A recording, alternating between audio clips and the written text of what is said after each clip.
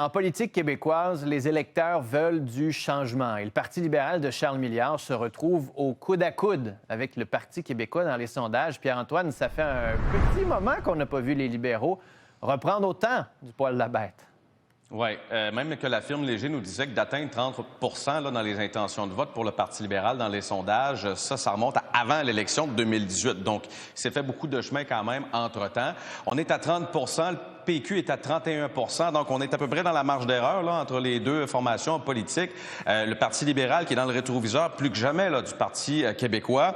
Et autre aspect intéressant des intentions de vote au provincial, la CAQ se retrouve désormais derrière le Parti conservateur. On a perdu 4 points de pourcentage pour le gouvernement actuel. Est-ce que ça changerait ça en fonction du prochain ou de la prochaine chef?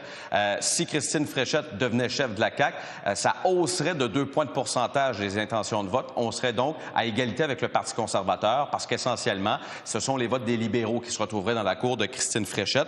C'est tout le contraire pour Bernard Drinville. Ça dégringole à 8 D'ailleurs, concernant la course à la direction, Philippe Vincent, chez les électeurs caquistes, ça demeure Christine Fréchette qui correspond à une chef idéale pour les répondants à 70 contrairement à 20 pour Bernard Drinville.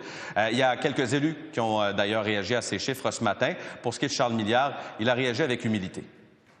C'est une source de motivation, puis c'est un bon signal à envoyer à l'équipe avec ce qu'on voit ce matin, mais honnêtement, c'est un sondage. Donc, la hausse dont vous parlez, elle provient beaucoup des allophones et anglophones qui votent à, tenez-vous bien, 65 pour le Parti libéral du Québec, et ça, malgré le fait que l'UPAC est toujours en train d'enquêter. Je sais que les Québécois ont un lien de confiance à rebâtir avec la coalition, qu'ils ont soif de changement, et moi, j'incarne le changement. Si on veut relever la CAQ, il faut changer de cap, il faut proposer de vrais changements. On ne peut pas continuer dans le statu quo. Moi, je ne suis pas le candidat du statu quo, moi. Je suis le candidat du changement. Pierre-Antoine, c'est vraiment cette volonté de changement qui est claire dans le sondage.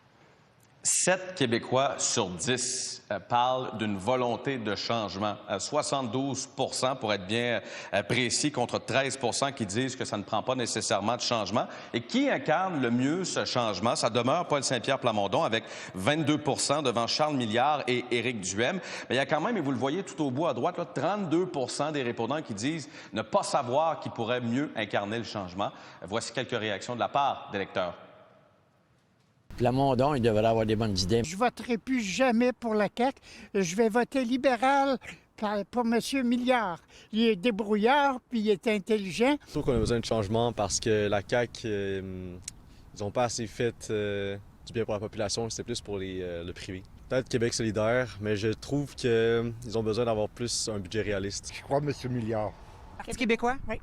Pourquoi? Bien, j'ai toujours voté pour eux autres.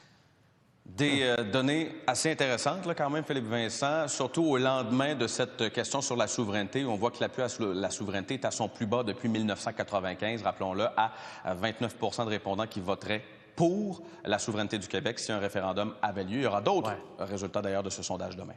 C'est 70 qui voteraient non. Merci, Pierre-Antoine. Au revoir.